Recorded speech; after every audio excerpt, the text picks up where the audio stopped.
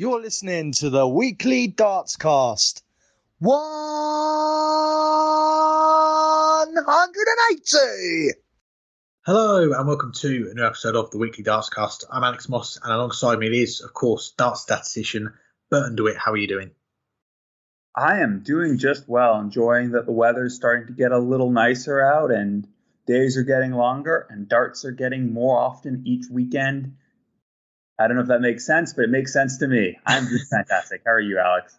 Glad to hear it. Yeah, I'm doing well. Thank you very much. Very excited for this weekend. More on that later. But first, some news from us to start the show. And we have a new sponsor. We're delighted to welcome Dartwolf on board, a long-term deal. Dartwolf are going to be a sponsor of the show. They're also going to be sponsoring our graphics that we put out on social media with the Order of Merits and when we put out the lineups for the show. So really pleased to have Dartwolf on board and their generous support. So there's going to be lots to come, hopefully, for the rest of the year. We're going to be able to do some more exciting things. So keep an eye out for that. But let's get into the show. And as always, we look back before we look forward. And let's look back to this past weekend, the International Darts Open, first European Tour event of the year. The final was between the top two players in the world, Gerwyn Price and Peter Wright. And Gerwyn Price keeping hold of the number one spot by winning the title in Riesa, 8-4 against Peter Wright in the final. But is Price v Wright currently the biggest rivalry in darts? If it's not the biggest, it's pretty darn close. And I think you have to say, though, that it is. And that's because if you look, they are the two best players or the two highest ranked players in the world. They've been so for the last year, 14 months now. They've won the last 3 world titles between them. They've won the majority of the major ranking events. And even the major events full stop in the past year. Johnny Clayton obviously won a bunch of the non-ranking ones, but still, when you look at the World Match Play, the World Championship, Grand Slam, you look at the Grand Prix a couple years ago, these are the players that have been winning the majority of them and very often having to go through one another. But that said, they haven't met as often as you might think, considering they're the top 2 players in the world. Look, last year, they only met twice the entire year. Once in a Players' Championship event where Peter Wright won 8-3, and once in the Grand Slam where obviously Gezi won 16-8 to win to lift the title for the 3rd time in 4 years. Both of those were finals, as were their 2 meetings so far this year. But they haven't met enough for it to really materialize that this is the biggest rivalry. But the subcontext every single weekend so far this year of these are the 2 players who are battling it out almost each event with the number 1 ranking at stake and heading into every event as the 2 favorites and the 2 most likely to lift it. Even though they haven't been playing as much as we would expect, it still has been a rivalry behind the scenes and adding pressure. If Peter Wright goes out early, Gezi seizes an opportunity to go on and lift the title because his biggest challenger is out, and as a result to maintain or expand his lead at number 1. Vice versa, if Gezi goes out early, it's that same thing for Peter Wright. Now his biggest challenger for the trophy is gone, and he has a chance to catch up or maybe become world number 1, depending on the event and depending on when this all happens. But I think they do need to meet a few more times for this really to be the biggest rivalry in terms of, match experience. If you go back, it was a couple years ago, they met 6 times.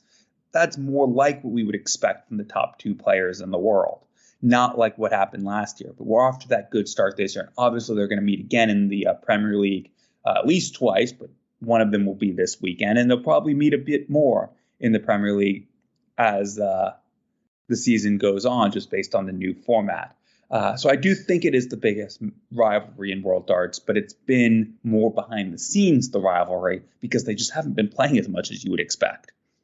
Yeah, I think that's a fair take and an interesting point there that you made when we started the Premier League season, is that we are going to see those rivalries develop because the players will be playing each other more often. There's going to be 7 games in a night rather than the 4 games or the 5 games when there was 10 players. So we are going to see the players play more often against each other. And case in point, as you said, we're going to see Price versus Wright for the 3rd time this year, this upcoming Thursday. And last year they only played twice. So that's going to build the rivalry even more. And like you, I do think this is the biggest rivalry in darts at the moment.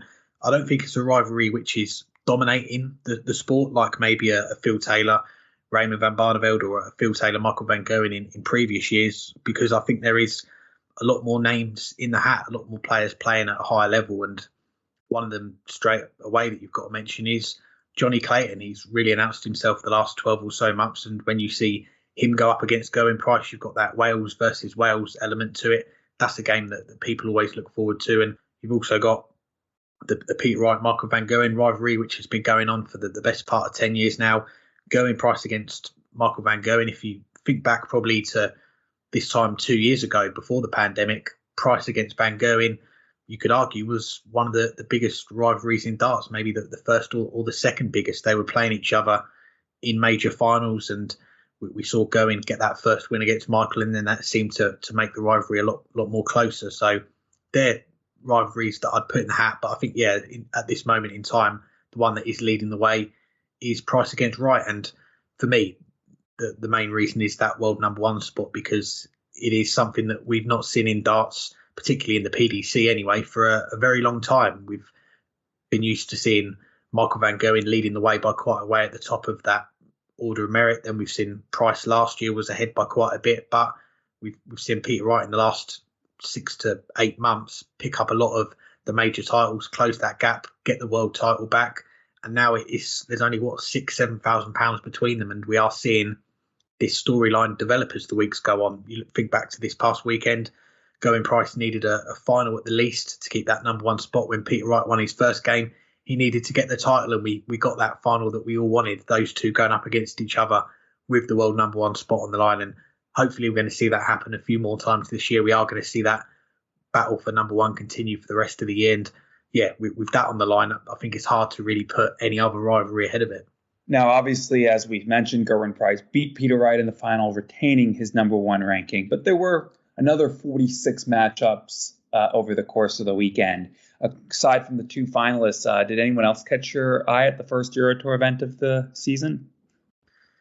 Well, straight away, I've got to mention Nathan Aspinall, and you're going to hear from him in a moment. He's coming on the show, but his first tournament in 10 weeks since the World Championship. As we know, he's been out with an injury. He had acute tendonitis and tennis elbow diagnosed, and we haven't seen him play since he lost to Callum Ridds the last 32 of the World Championship before the new year. So it's been a long time for him, and we saw on his social media as well, he only picked up his darts again 2 weeks ago. I think it was the 13th of February. So 2 weeks after that, he's back playing again. And to get to the semi-finals, your first event back in a European tour, he said himself that the first game back against Jeff Smith on the Saturday, he did feel nervous, but he got that win, and it kind of eased him up for the final day. We saw him beat Joe Cullen, the top seed.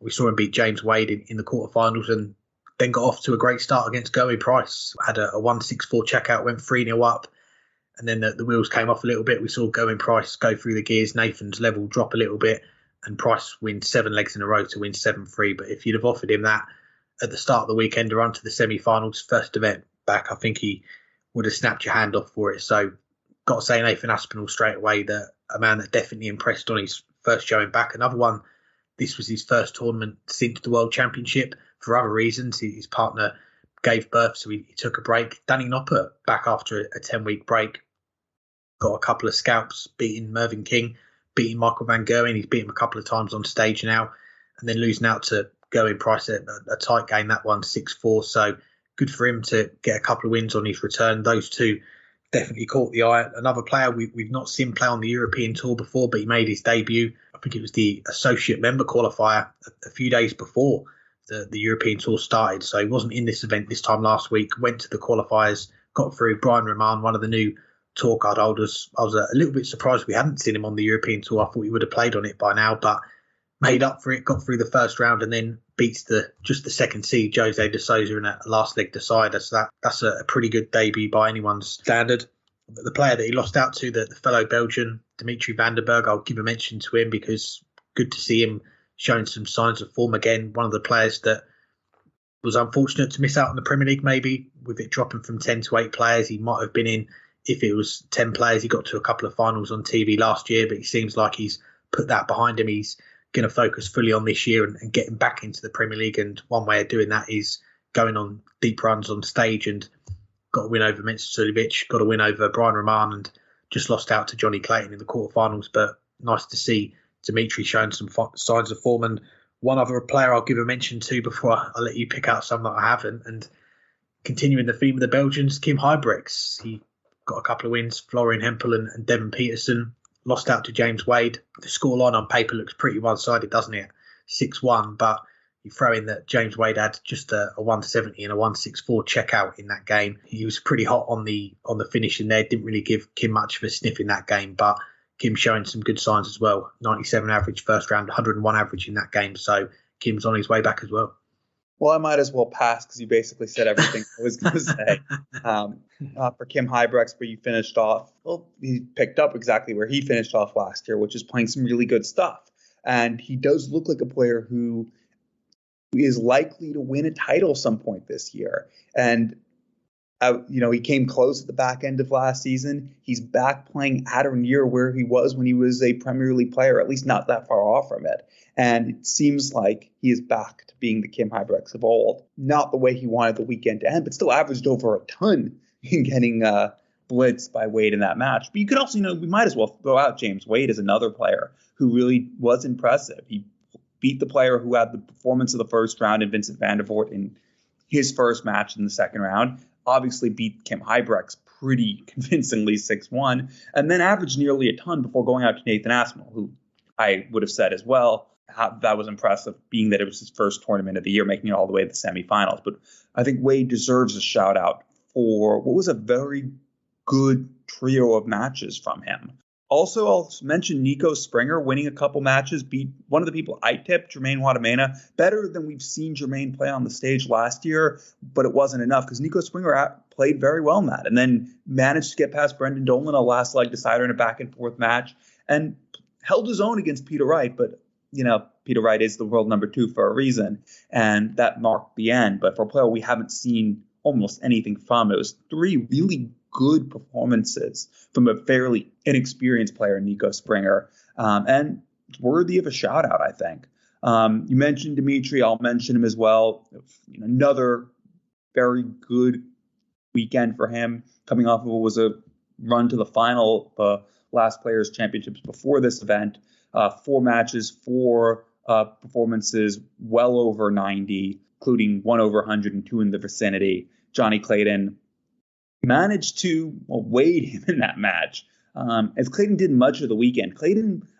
It was impressive how Clayton was able to find ways to win all the matches up to the semifinal because he wasn't at his best, but he found his way to get back into matches and hit the right shots at the right time, and that's why he made it to the semifinal. So I think it was impressive in that it wasn't impressive because, well, the best players in the world win matches like that, and Johnny Clayton showed he still is one of the best players in the world. And I'll leave it at that. There were a lot of very good performances, some less so, but I'll leave it at those 4 or 5 players that I named, in addition to the 4 or 5 you said. And a shout out as well, I forgot to mention him, Keane Barry, one of the best games of the weekend against Michael Van Gerwen in the last 32, I think it was. Go and find that on YouTube if it's available. Definitely worth a watch, that game. Well, let's move on to our first guest on this week's show. We're going to be talking about the UK Open in a moment, but first let's hear from a former winner of the UK Open. Here's our chat with Nathan Aspinall. I'm pleased to say I'm joined by the former UK Open champion, Nathan Aspinall. Thanks for the time, Nathan. How are you doing? I'm very well, thank you. Yourself? Doing good, thanks. And this time yesterday, you were in Germany, your first tournament back after a 10-week break due to injury. You enjoy a run to the semi-finals. How pleasing was it to be back on the stage and go deep in your first event back? Yeah, over the moon. I did so much better than I thought I'd do. Obviously, like you just said there, I have had this injury, and in all honesty, I reckon if I've done 6 hours practice since December, that's probably pushing it. So I went with no expectations. I would have just been happy to win my first game. Obviously, didn't play too well first match, but then, like I said in my interviews during the day, I had nothing to lose. It was nice to go there with no pressure and no expectations, and yeah, I performed quite well. Obviously, nowhere near my A game, but obviously being off the stage for 10 weeks, not playing at all competitively, all I can take is positives from the weekend, and yeah, buzzing to be back playing, and yeah, it was a good weekend for me. Good to hear. We'll come back to this past weekend later, but let's rewind. We last had you on back in May last year, ahead of the last week of the Premier League season. It was the week that fans returned. How much did that first night mean to you? You had a win against Michael van Gerwen, you had the fans chanting your name again. Yeah, it was brilliant. Obviously, I've not really had the full taste of the Premier League. Obviously, the last 2 years I played in it, it's all been behind closed doors, and it was nice to finally get a little bit of crowd back for my final part of the Premier League. And yeah, I was a bit worried actually because I knew we had Van Gerwen in that first game back. But in all honesty, he felt it more than me, and he actually admitted that to me the day after. He was really nervous because obviously we've not been used to playing with fans. But yeah, it could prove why Darts needs fans. It was a fantastic week, and unfortunately it didn't go the way I planned on finals night. But it was nice to have him back. And it was another good Premier League campaign for me. I've had a final now and a semi-final, so can't really ask for much more. Well, away from the darts, a few months later you were back in England like we all were at the Euros, and we saw you at Wembley for the final against Italy. Is it still too soon to talk about the final and those penalties? Nah, it was a great day. I took my dad and went with one of my mates, and obviously I was lucky enough to be in a position to be able to go, and made the most of it. Had a great day. Apart from the result, obviously the first minute was amazing, but to be fair, we was lucky to even get the penalties one way. Let's be honest with you, they absolutely destroyed us. So it was a fantastic day, and obviously hopefully it could have ended better, but it's always a memory that I'll have. And obviously I took my dad as well, so yeah, it was a good day all in all, apart from obviously the result. Well, hopefully they can go one step better at the World Cup. Hopefully. I certainly won't be going watching that one though. That's a bit far, that one. Well, back to your darts, and you broke your duck at the World Match Play. Not long after that, you had wins against Mervyn King, Gary Anderson, make the quarterfinals. What was it like to be back at the Winter Gardens and going on a run there? Yeah, obviously I've never won a game, and I've only ever that was only my second time at the Winter Gardens, and I drew Mervyn again, ironically. So yeah, it's my home tournament, and the support I get. The first time I got when I was there playing Merv, the walk on was amazing, and it didn't fail again. It was fantastic. The walk on every time, the support I got was unbelievable, and I played two fantastic games to get to the quarters, but I put too much pressure on myself, I think, against Michael, because he was struggling. I thought this game's there for the taking, and neither was performed, and he came out on top. But nice to get a quarter final in another big TV tournament. Well, the next run we've got to mention was the European Championship, just the 11-180s in that win against Danny Noppert in the quarterfinals, and what a comeback from 7-1 down against Michael van Gerwen in the semi-finals, and he just throws a 11-darter on throwing the decider. What did you take away from that weekend?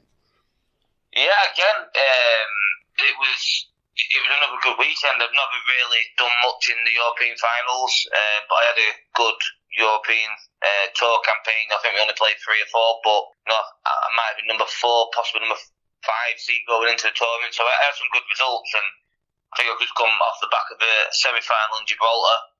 So I was full of confidence, and I threw some fantastic stuff that weekend. Probably one of the best tournaments I've had in a while. The game against Noppert was a cracker.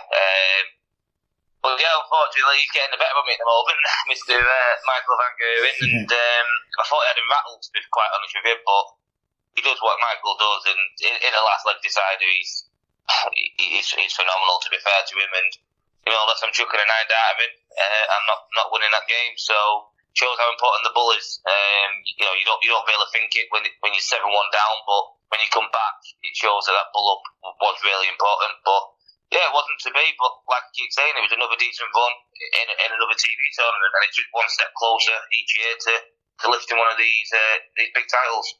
Definitely. Well, as we now know, it was that weekend you felt a pop in your right arm and the pain got worse after that. How tough was it to play out the rest of the season, including the World Championship, without pain? Did you consider taking a break earlier? Yeah, so basically it was the week after the European Championships. I think we had 4 Pro Tours, and it was on the Wednesday. I literally walked in the venue, my first start of the day, I kind of threw it, and I've kind of overextended, and I just felt a pop straight away in my wrist, and I was just obviously putting Tiger Balm and DP and stuff like that on it, and ironically I actually got to the final that day somehow, don't know how, but and you can guess it. Michael Van Gerwen beat me in the final. But it started then, and it was getting worse and worse. But I didn't want to make it public because, at that moment I didn't know to what extent the injury was, and I was, I seeked a bit of physio. I started wearing like a stint when I wasn't playing, and then obviously when I was playing in matches and I was practicing, I was kind of wearing this tape which I got advised to wear, but I wasn't wearing the tape when I was playing in my tournaments until obviously the World Championship, because by that time the pain was pretty unbearable, so I just kind of had to do whatever I could do to try my best to win a game or to even compete at that level. But I knew then, probably a month before the Worlds, I knew then it was something serious, and it turned out that it was serious. Yeah, you were diagnosed with acute tendonitis as well as tennis elbow. You underwent treatment. How was that recovery period for you? How difficult was it to then sit out the Masters and those early Pro Tours and having to rest up? Yeah, so you guys are the first interview I've actually done since it's all kind of come out public, and actually, you're going to find out something now that no one else really knows apart from the people behind closed doors. But I haven't got tendonitis.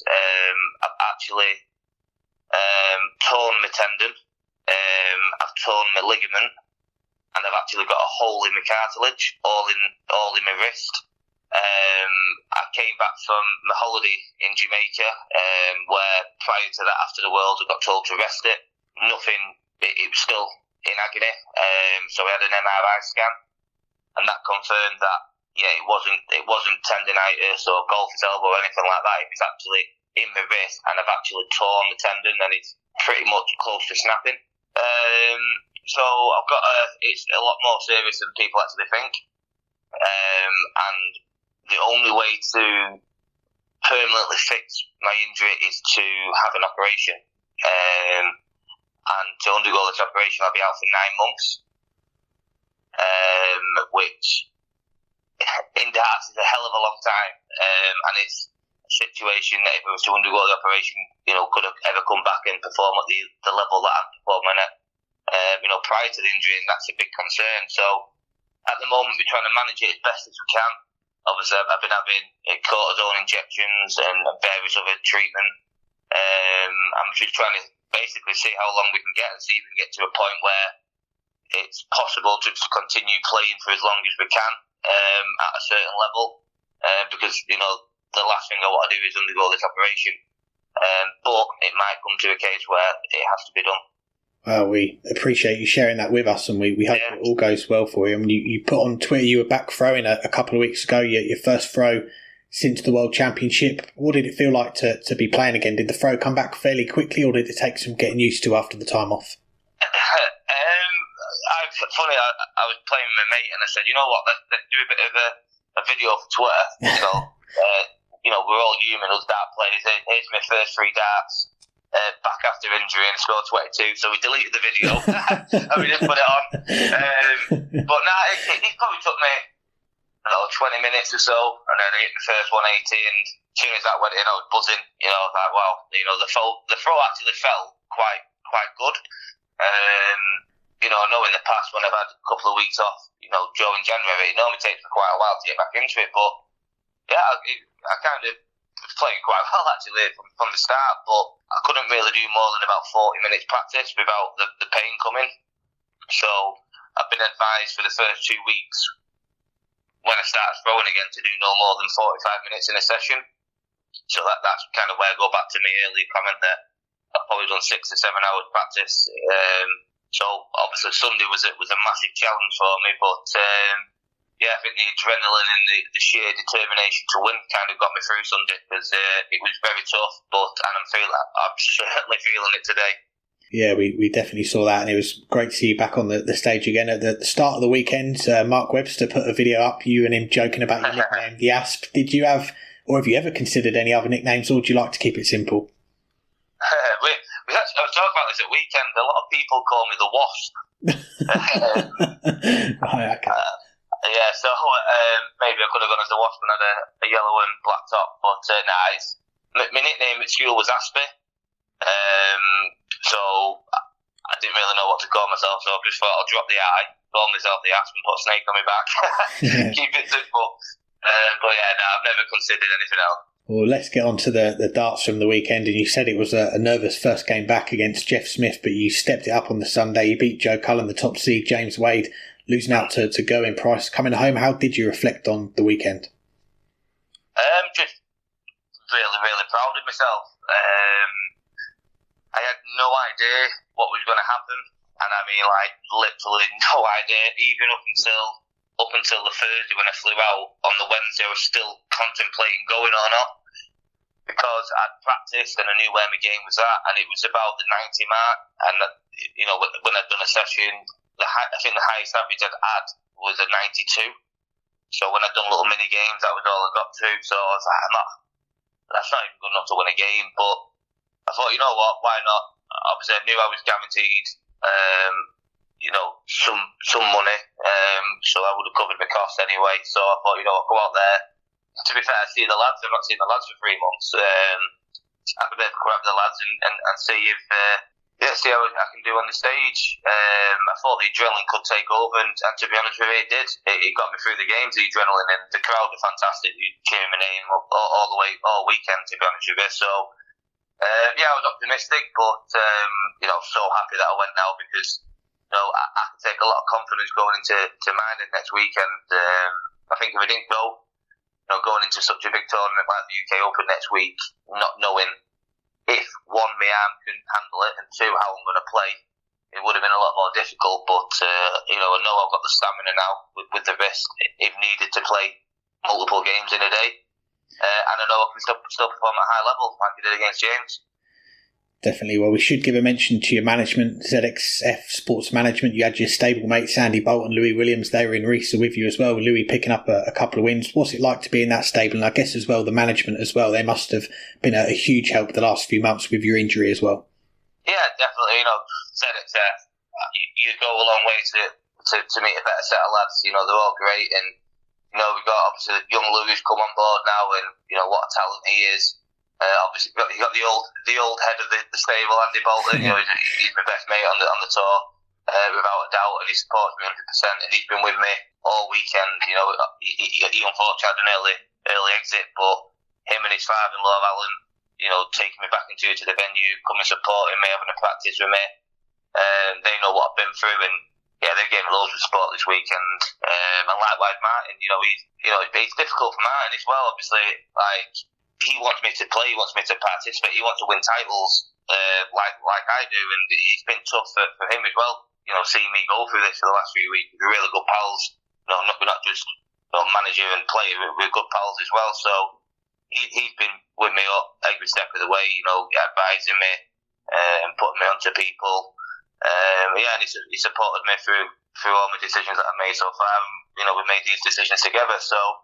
Yeah, the stable are a great set of lads, and I won't want to be with anyone else, to be honest with you. 2 more before we let you go, and let's look ahead. And it's back to Minehead this weekend for the UK Open, a place which I'm sure holds some special memories from that run to the title in 2019. We put a tweet out earlier asking people for their favourite moments from the UK Open, and a few mentioned the 170 to win the title. What memories have stuck with you from that title run 3 years on now?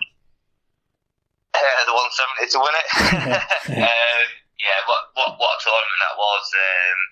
I think probably the moment that sticks with me the most was, believe it or not, well early in the tournament, I played Steve Lennon. I was 7-3 down, and I was on board 2, and I went backstage, made a wobble, and came back, and I produced, probably some of the best darts even to this day I've ever thrown, and I got the win. And I took I can't remember what the shot was. I think it was a 150 or something like that. But it probably one of the first times where I started jumping around like an idiot. And I won that game, and from now I got nothing to lose. I should have really been out, and that was my moment in that tournament that kind of changed my mindset. And then obviously the 170 to win it. It wasn't pretty final. It was pretty poor by both, but it was a long day. And to win your first TV title with a 170, against last year's world champion in front of my granddad. It was special. Considering 2 years prior to that, I was in the stands watching it as a fan. it was an amazing moment. Yeah, it definitely was, and we've got to give a shout out to your granddad as well. We all remember him from that weekend, and he was there for the European Championship last year. Is he making the trip to Minehead this weekend with you? No, unfortunately not. My grandma's having an operation in 2 weeks, so they're both in quarantine at the moment. She's having a new knee. She's been waiting long enough, but yeah, she's having a new knee in 2 weeks, so they're both in quarantine. So I've got my lovely partner with me this weekend, so I'm sure she'll keep me company. Happy days. Well, sounds like you and your grandma are going through the wars at the moment. We wish you both the best on your recovery. Thanks very much for your time, Nathan, and we wish you all the best for the UK Open this weekend and, of course, for the rest of the year. Yeah, no problem, Alex. Cheers, mate. Thanks a lot. Thanks again to Nathan for joining us. Now on to the UK Open. The FA Cup of Darts is here, back in Minehead, 20th staging of the UK Open. What are your favourite moments from the history of the UK Open, and what is it which makes this event so special? Do you even need to ask the first part of that question? I think we all know the answer to this one. It's obviously the 2005 UK Open, when the greatest player of all time made it all the way to the finals before losing to Phil Taylor. I don't know how that happened, but I guess upsets do occur. But it wasn't just, that he made it to the final. Look at who he beat on the way there. His very first match, Mark Dudbridge, who at that point was just a few months removed from playing in the World Final. That was Mark Walsh's first match of the tournament. Followed that up playing Andy Hamilton, a player who only would go on to make a World Final not long thereafter. In the quarterfinals, he beat Eric Claris, who was playing very good stuff back then prior to his injury and was in the top 20 in the world and was a former world master. And then in the semifinals, beat Peter Manley, who, was at that point a three-time world finalist, including, he was only a two-time world finalist, but would become a three-time world finalist just a few months later. So it wasn't like Mark Walsh got these very, very easy draws on his way to the final. He was beating the best of the best because he is the greatest of all time. So in terms of favorite memories, even though that was long before I started watching darts, it had to be that, because that was Mark Walsh at his best, doing what Mark Walsh does best, and that's win matches. The only thing he does better than that is beat Phil Taylor in finals, but unfortunately wasn't able to on that occasion, even though on 4 other occasions he did. Outside of that, I remember back Mensur Suljović's first real breakthrough in a major was the UK Open, making it all the way to the quarterfinals, and probably should have made the semifinal. Was going against Andrew Gilding, and I remember this match because I was supposed to have play football that morning, but there was an absolute downstorm. And I knew the match would be canceled, but they never told us it was canceled. So we showed up. Everyone's waiting in their car until the match is supposed to start. No referees ever showed up. So I knew the match was canceled. So I didn't have time to get home before it started. So I went to Starbucks to watch it. And Mensur fell behind and came back and tied the match up and had 2 darts at tops to go ahead 9-8 and hit a single 5 at the first dart. And then Andrew Gilding won that match. But that was Mensur's real major breakthrough. And of course, he followed that up by making the quarterfinals that year, or the following year, that year at the World Match Play. And before you know it, was a major finalist and a major champion. But I remember that, and that's because this event can give that opportunity, because of the blind draw, for anyone to really get their breakthrough. And it's Walsh's only final, it's Roland Schulten's only title, but it's also, breakthrough for even the players near the top. It was Peter Wright's first major title when he beat Gezi in his first major final in 2017. The way this tournament with the blind draw, and I think that to answer the second part of the question, that's what makes it so special, is the blind draw. But because of that, it gives the opportunity for players who are good enough to get that little bit of luck or make their own luck, or if you're Mark Walsh, just beat all the best players in the world on the way to the final. But it gives that opportunity to really get that breakthrough. And that's why we've seen Peter Wright lift his first major, Nathan Aspinall lift his first major, Gezi, as I mentioned, make his first final, Luke Humphreys last year make his first final, and a bunch of other really good players. This is where their breakthrough was. Even Rob Cross as an amateur qualifier, only made it to the last 32, but it's what gave him the impetus to play the Challenge Tour, top the Challenge Tour Order of Merit that year, and go on and only become the world champion 12 months after that. This tournament creates opportunities for everyone, and that's what makes it so special. Yeah, it's a very special event. Just starting off there, I don't know how you can have Mark Walsh's run as to the final as a memory if you didn't watch any of it, but I'll give it to you anyway. But it's it's a special event, and you think back to when it was first held, 2003, and the calendar back then for the PDC, not as busy as it is now. There wasn't as many of the TV events back then. We had the World Championship, the World Match Play, the World Grand Prix. Now we've got so many more events, and I guess for some darts fans, the UK Open maybe slips down the list a little bit. They might put the Premier League ahead of that in terms of stature, but for me, the UK Open is still very high up there for the reasons that you say there. The blind draw, the FA Cup of Darts, you've got, since the last few years, you've got every single tour card holder in the PDC is eligible to play in it. They get a spot in it. Now, whether they take it or not, that's for them to decide. I know we've got 2 players that unfortunately won't be there this weekend, but the vast majority of them will be in the field. You've also got the best players from last year's Challenge Tour, Development Tour, the Riley's qualifiers as well. You've got a nice mix of players there, from actual amateur players to former world champions like Jelle Klaassen, and of course the professional amateur Paul Hogan in there. So every single year it throws up some stories, and the multi-room as well. I'm fortunately going to be there this year for the first time for that Friday afternoon session with Matthew Keane and the Darting Nerd. Really excited to be there for that. So to see that multi-room and the busiest session of televised darts of the year, we're going to see, I think it's 94 games in that first session alone. So there's lots to follow on that first session. And then, of course, the big boys come in, the top 32 seeds, and we could have a Peter Wright against Gerwyn Price, a Michael Van Gerwen against Johnny Clayton as early as the last 64. And that doesn't happen very often in the televised ranking events. It could happen in the UK Open. But as far as my favourite memories, you mentioned a couple of them in there, actually.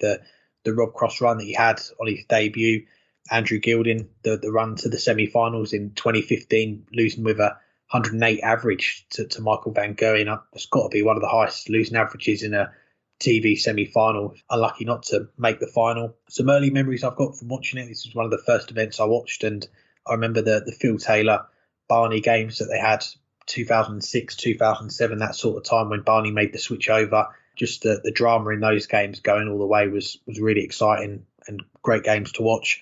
But the number one for me, it's got to be Peter Wright, 2017, winning his first major title. And you think back to then, we were in the midst of that dominant era for Michael Van Gerwen. This was when we just started the podcast, actually. One of the first things we discussed was MVG becoming a 2-time world champion. And the previous 2 years, he just hoovered up virtually all the titles there was to win. And then we come to the UK Open, and Peter Wright posts that monster average in the Premier League the night before. Michael Van Gerwen withdraws from the UK Open, and the pressure that must have been on Peter Wright that weekend for that to be the weekend, that to be the title that he wins, the first major title. It must have been huge for him, and gets the win against Barney in the quarterfinals. That was one of the games I'll always remember, that session in particular, all 4 games going pretty close. It's one of the best sessions there's ever been in darts. And then to win it, the 85 checkout 19-16 ball, first major title, and to see what he's gone on to do was great. But I think back then there might have been some doubt as to whether he would get over the line and get that first major title. But he did it against the man that is currently world number one, the man that he's trying to get that number one spot off. But that for me is the moment that I'll always remember, that first major for Peter Wright. We'll see if he can get an 8th major this upcoming weekend. But that's something that is to be determined. What is not to be determined is the draw for the first 3 rounds. And that manic Friday afternoon session is just about an hour and a half before we recorded, the PDC announced the draw and which boards those 3 rounds will be on. Are there any ties, though, that you're most excited about? Yeah, just pleased for the PDC that they put the draw out before we recorded, so we didn't have to record part of it today, part of it another day. But yeah, the draw's out, and as always, there are some ties that we're looking forward to. And the first round, I think they're opening the main stage. It is going to be Bradley Brooks, the former world youth champion, against Roby John Rodriguez, a former finalist in that event, a World Cup finalist last year. That's one I'm really looking forward to start things off. good friend of the show, Connor Scutt, making his major debut, going up against either Mario van den Bogarde or Jules Van Dongen. That's going to be a second round tie, that one. Good to see Connor get that main stage debut. Matt Campbell against Sebastian Białecki. You remember Sebastian from 12 months ago qualifying for this event, hitting a 9-darter very early on in the event. So he's got some something else to prove this weekend. Whether he can match those heights 12 months on, we'll see. Battle of Ireland, you've got John O'Shea against Nathan Rafferty, two of the new tour card holders for this year. That's one. I think that's on one of the outside boards. I'm going to try and catch that one if I can this weekend. And just a couple others to mention as well. Looking at the third round, last year I remember we were picking out Aaron Beeney against Lisa Ashton, and also the return of Raymond van Barneveld to the TV stage, going up against one of the newcomers, Alan Suter. And again, he's got to go up against a Scot. It's going to be Barney against Willie Borland, the man who hit that 9-darter at Ali Pali, if you can still remember that. Of course we all do, but that's one that's definitely jumped off the page. Also Adrian Lewis as well, a former winner of this event, just a two-time world champion. I think this is the first time he's played in this afternoon session for a very long time. He's obviously now outside the top 32, so doesn't get that bye through to the Friday evening session.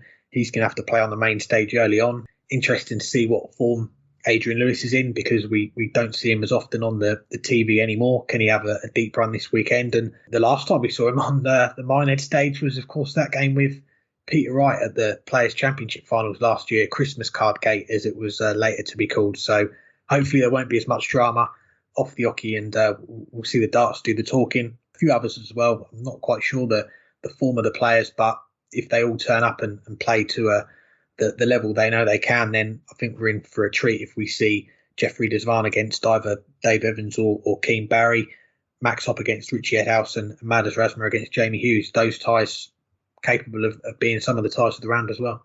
Yeah, you said quite a few that I was going to say as well.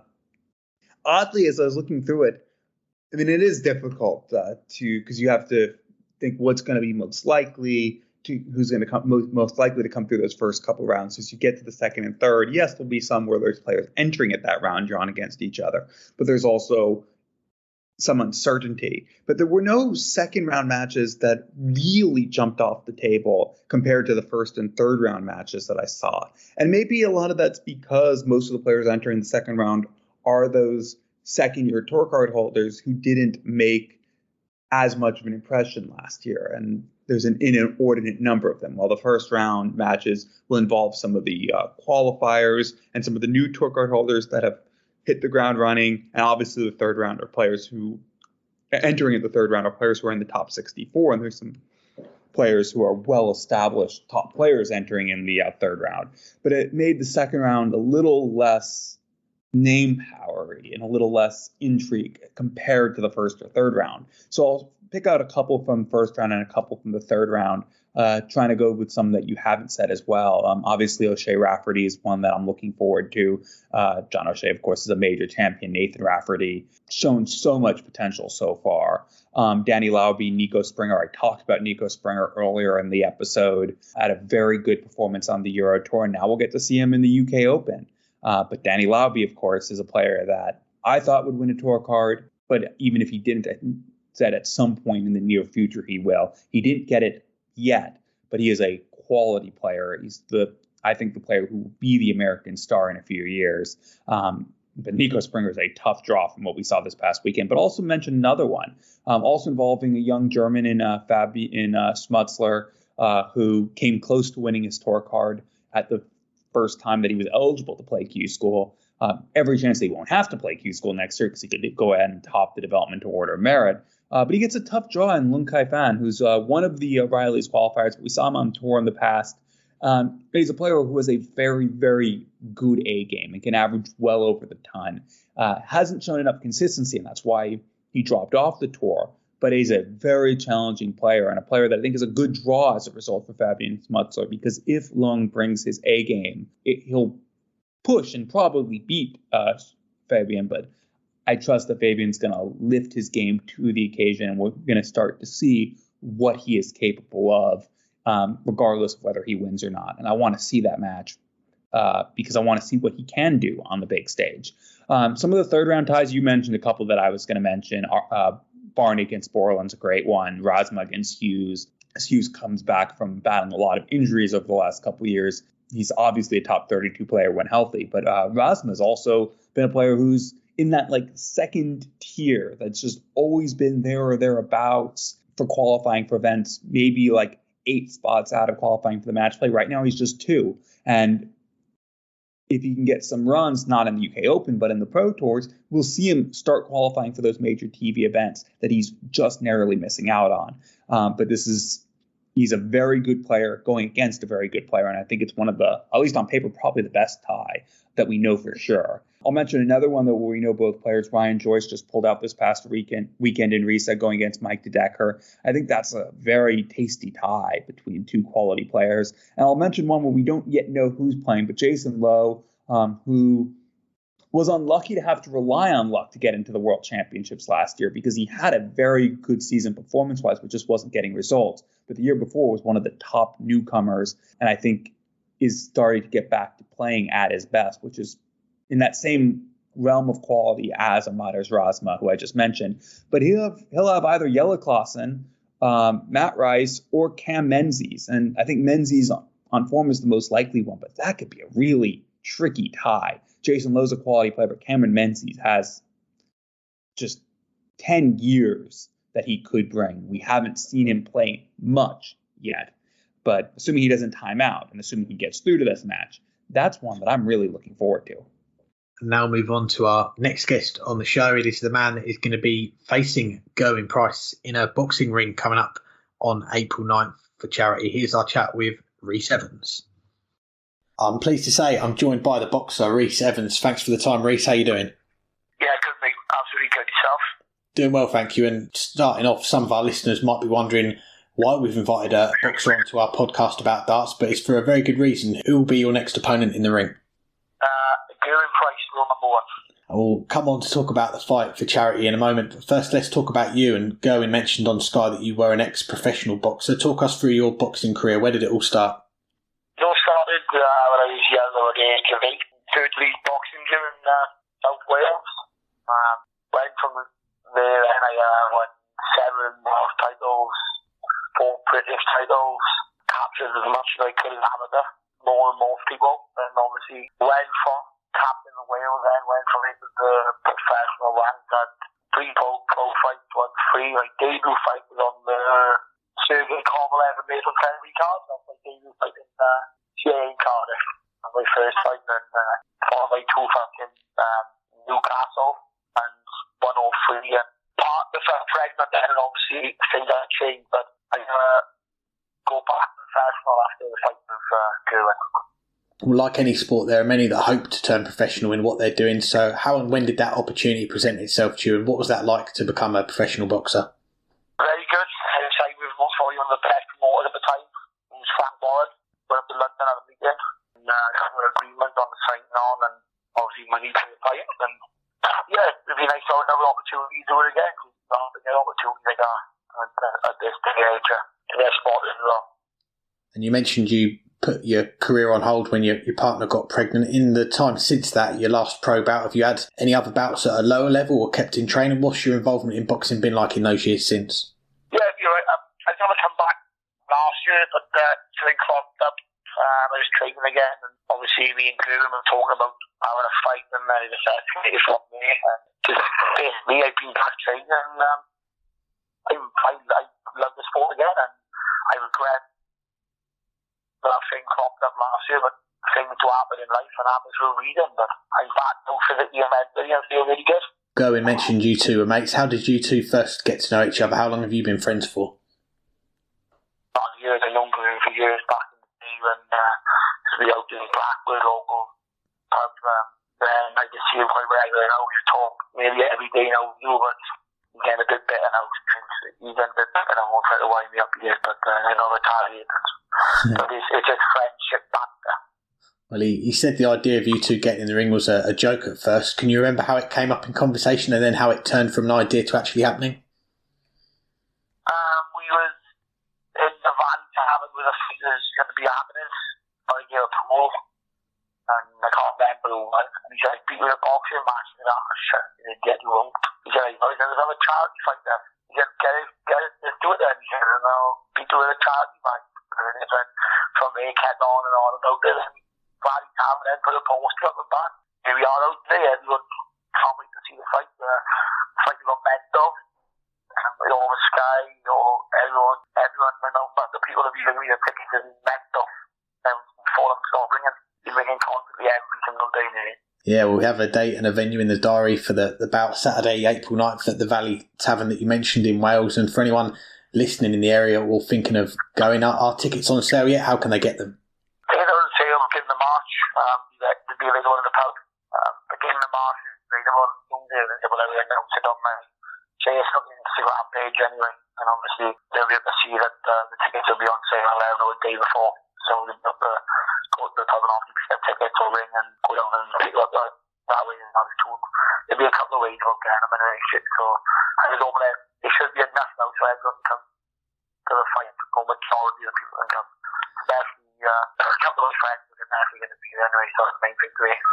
Excellent. And you and Gerwyn, you're doing this for a great cause, raising money for charity, Cancer Research Wales and Velindre as well. We'll put the links for those two charities in the description of this podcast for people to go to. We're talking a little under 6 weeks before the fight now. How long have you been in training for? What's the training schedule look like so far?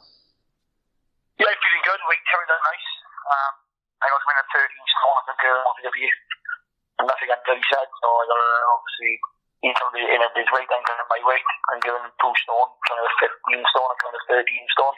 So I'll be 13 stone. Weighing the day before, we got a face off Tuesday, which is tomorrow, at the Valley Tavern.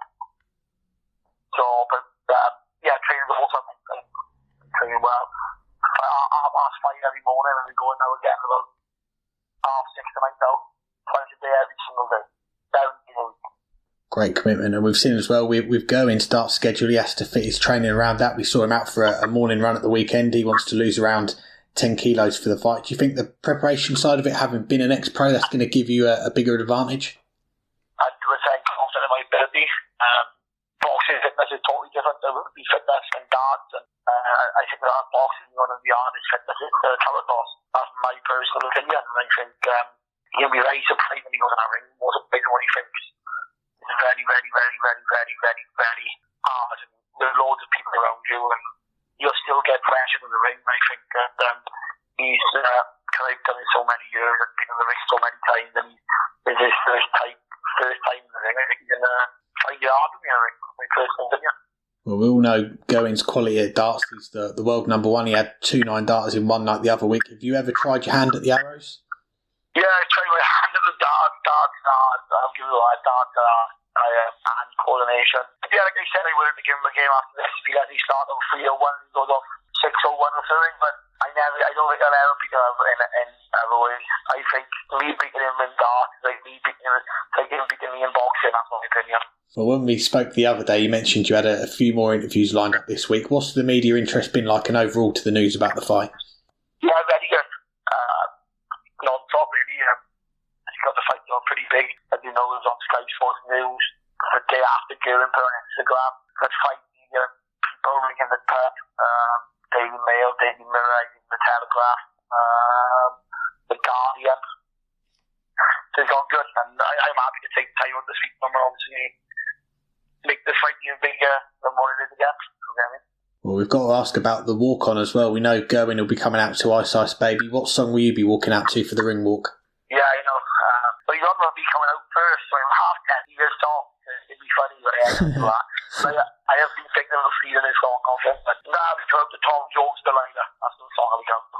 Very nice. And lastly, before we let you go, we've had Gerwyn on our show a few times over the years. We'll try and get him back on before the fight. So do you have a message for him ahead of the big night on April 9th? Keep training, keep fighting, get the weight down, and I'm the best man in all the night.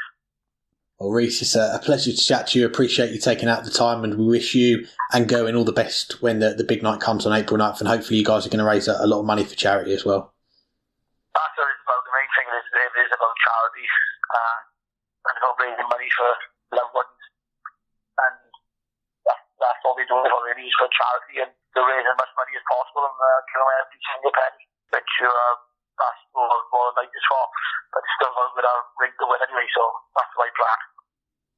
Thanks again to Rhys for joining us, and we'll finish up the show with our picks for the Premier League. The Premier League returns after a week off this Thursday at the West Point Arena in Exeter. We're going to go through the quarterfinals, make our picks. The first quarterfinal of the night, it is Johnny Clayton against Michael Van Gerwen. How do you see the first game going?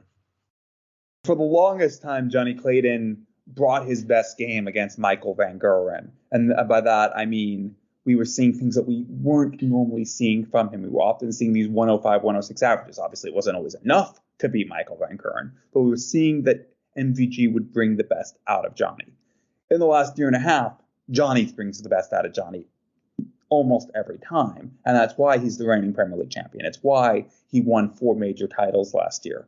It's because he's become one of the top players in the world. Michael Van Gerwen has become the handicapper's nightmare. This is Johnny Clayton's match to lose because we know what we're going to see from Johnny. We don't know what we're going to see from Michael. But it's also Michael's match to win because if he plays like he does half the time, well, that still might not be enough because Johnny Clayton only beat him a couple weeks ago when Michael averaged 105. It's so tough to pick between these two. But I'll go Michael Van Gerwen to get through this one.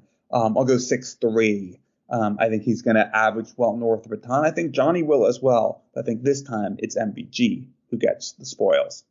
Yeah, this is a tough one to call. Just thinking back to that game a few weeks ago now, the one in Liverpool, that semi-final, what a semi-final it was. 106 average from Johnny Clayton, 105 from Michael Van Gerwen, one of the early contenders for Game of the Year. This week's game could be even better, who knows, but they are opening up the night. I'm sure there will be a few nerves to open up the night, but I'm going to go with Johnny Clayton on this one. I think he does have Michael's number at the moment. We've got 3 weeks into this Premier League season. We've not seen Michael Van Gerwen win one of the nights yet. We've not seen him pick up a title yet this year. I think the form line does suggest this is going to be Johnny Clayton. So I've got to go him tight. I'm going to go 6-4 to the Ferret. A second match of the quarterfinal round, and it's Michael Smith against Joe Cullen. How do you see this one? Again, it's another tough one because we've just seen Michael Smith show some good form at the weekend in Riesa, making it to the quarterfinals and losing out to Peter Wright in a deciding leg. So he's had a decent weekend. The only player, though, yet to get off the mark in the Premier League. He's 0 for 3 so far, and his average has been going up as the weeks have gone on. You mentioned it on our last show. He's gone from an 88 average to a 95 to 103. So if he puts another 8 points on this weekend, 111 average, that's going to take some stopping from Joe Cullen. I don't think he'll get 111 average, but I do think he will get his first win of the season. So I'm going to go 6-3 to the Bully Boy. All of his matches have been 6-3 so far, but the other way around. But he's also added 7.5 points to his average. 5.5 points to his average each match. 7.5 points to his average each match. So if he does that again, he's going to hit 111 in this. And I don't think, although Joe Cullen could still win, but I don't think Joe Cullen will win if Michael Smith gets his average up to 111. I also don't think that Michael Smith will average 111 in this match, but I do think, and I agree with you, that he is going to get the result. He's won the last 3 head-to-head, including just last year at the Grand Slam in the knockout stages. And Joe Cullen has, for the most part, struggled against him. He has a couple wins on the European Tour and 1 win in the European Championship. But outside of that, he's never defeated him. Granted, amazingly, 8 of their 12 matchups have been in Europe. They've only met a few times outside of that, including that Grand Slam that I mentioned last year. Maybe now it'll be Joe Cullen's turn to get his first win on British soil over Michael Smith, but I don't think it's going to happen. I think Michael Smith will win it. You said 6-3. I'll go 6-4. I think he'll finally get a different result other than 6-3, and he'll also get a different result other than losing because he'll get his first points of the tournament. Third game of the night in Exeter, and it is the battle of the top 2 in the world. Gerwyn Price, the number 1, against Peter Wright, the number 2. How do you see this one going? Yeah, they should. It's weird that they don't ever play. When's the last time these two have played? We discussed all that in excruciating detail earlier. I think Peter Wright's going to turn the script on Gezi in this one and get the win, but I'm very, very prepared to be wrong. We talked ad nauseum about both of them earlier, so I'm just going to make my pick and say that Peter Wright is going to win at 6-2. And I don't think Gezzy's going to hit. Well, obviously, I can guarantee that Gezzy will not hit his last 8 darts at double in this match. That said, he could hit 8 consecutive darts at double across this match and the next one because, well, he's done it before and he is that good. But I'm going Peter Wright 6-2. Yeah, Gerwyn's got a lot to live up to from his last Premier League night 2 weeks ago, hitting the 9 dart, hitting the 170 to win his quarter-final.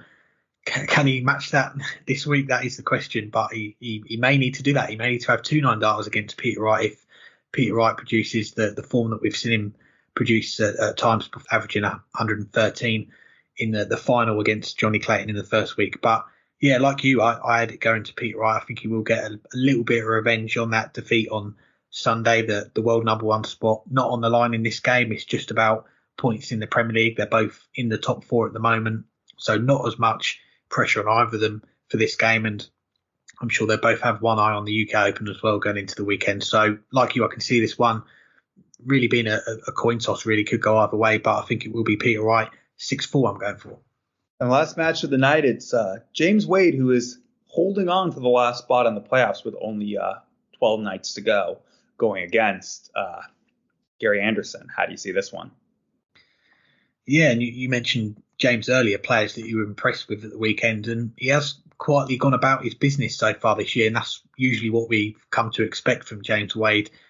He's not the most flashy of players, is he? But he's in the top 4. He's had a pretty decent start to the Premier League season. He's had some good runs on the Pro Tour as well, going up against Gary Anderson, who of course we don't see on the European Tour, so we didn't see him this past weekend. But as we touched on a few weeks ago on the Pro Tour, he was looking pretty sharp, but he's currently 7th in the table at the moment. He's only got the 1 win so far this season, so he's one that's looking to pick up some points this week and push himself up the table. James Wade probably just looking to pick up where he left off, could keep racking up those points and push towards the playoffs. I think this one's going to go to Gary Anderson, though. These two have played many, many times before. They've both got a lot of wins against each other, but I think it's going to be Gary Anderson who's maybe going to go on a run for this one, heading into Minehead at the weekend. He'll pick up a win or 2, push himself up the table, and James Wade will carry on about his business. So I'm going to go 6-3 to Gary Anderson. Yeah, and it's not just that James Wade's quietly off to a good start in the Premier League. It's that he's done it without having the easy draw. Not that there's any easy draws in the Premier League, but he's won 3 matches to date, and they're over Gerwyn Price, Johnny Clayton, and Peter Wright, 3 of the big 4 in current form. And he's lost the final to Gezzy. He's also lost another match to Johnny Clayton. So he's played 5 of his 6 matches against the top half of the players that you would expect week in, week out to play. So he's not gotten the easier of the matches. He did get one, at least relatively speaking, going against Joe Cullen and lost that match. But he's had the tougher draws to date and still has managed to get 3 wins. Gary Anderson, I mean, again, I know there are no easy draws, and Gary Anderson's also had all of his matches be against the top half players. So maybe that's why he hasn't gotten results. He hasn't yet gotten someone like James Wade, who is on that same second tier of the Premier League, at least on paper. But I think James Wade's going to come in with more confidence. He's going to come in off of a good run in the Euro Tour, and he's going to come in just playing better. So I'm going to disagree with you, and I'm going to go James Wade to keep his hot start going and to put some separation between him and players like Gary Anderson who are making up the chase pack of the Premier League. I'll go Wade to win it in a close one, 6-4. Anything else for this week? Well, before I get into that, there is one more game that we need to predict on Thursday. It's not going to be taking place at the West Point in Exeter, but it will be taking place somewhere around there. And that is me against Matthew Kiernan, the first time playing against each other in person. I'm not sure what the format's going to be. Hopefully it won't be too long. But how do you see that game going? Well, I've seen Matthew's detailed history of all of his performances. Granted, it's a little out of date now. And there might have been a lot of blanks in the 180 column, but I did see some. And I don't think I've ever heard of you throwing a 180, although you did have one nice checkout somewhere. So I think his scoring power might just be enough to get over the line with a 30-something dart break of throw. What are you guys playing, best of 1? We're not sure what the format's going to be. We've got quite a long drive to Minehead, so I'm sure we'll be discussing the format then. But as far as the 180s, usually average around maybe 1 a year. So I did have one a couple of weeks ago. So yeah, very much doubtful I'm going to get a 180 this week. All right, well, I'll go Matthew to win it. And, so I'm only 6 180s ahead of you for the year, it sounds like. Yeah, no one likes to show off today, but, we'll keep trying. But, yeah, looking forward to that game. Of course, looking forward to the Premier League games as well. Big thanks to our guests, Nathan and Rhys, for joining us. I mentioned that Rhys and Gerwyn Price can have that boxing match coming up in a month or so's time. All the links will be in the description of this show if you want to go and donate to that. They're raising money for charity. Thank you to everyone for listening. Big thank you to our new sponsor, Dartwolf, for coming on board. As I said, we're going to have some exciting plans for the rest of 2022, so keep an eye out for all of those. And I'll be joining Matthew Kiernan, the darting nerd, in Minehead this Friday. We're going to be at the opening session of the UK Open, heading up on Thursday. We're going to get that game in, as we mentioned, so you'll hear all about that on next week's show. We've hopefully going to have some accreditation as well, so we'll try and bring you some interviews from the UK Open as well, see which players, which people will be available, and we'll bring us as much as we can. So keep an eye out on this feed over the weekend. Another podcast out for you guys later this week. So yeah, looking forward to that. I'm definitely going to be enjoying the darts this weekend, and hope you guys will too. Indeed, and wish both you and Matthew luck on the drive and in the darts match. I'll have a throw just to see how I would have done if I made the trip, but at least I won't be jet lagged for that throw. But yeah, UK Open, I think it's one of our favorite events, and I'm very excited to enjoy the darts and just not have to hang tight that long until the tournament gets underway. Thanks to our new sponsors, thanks to all of our listeners and our guests, including for the first time guests from other sports like boxing. We'll be back next week to recap the UK Open, to look ahead to more Pro Tour, Women's Series coming up, some more Challenge and Development Tour coming up in the coming weeks. So let us know if there's anyone you want us to get on, other than Mark Walsh, we haven't been able to get on, unfortunately, other than that one mini episode. But you can let us know, because I know you all want us to get him on before he makes his triumphant return, wherever that'll be. But until then, hang tight, enjoy the darts, enjoy the UK Open, and we'll be back next week to recap it all.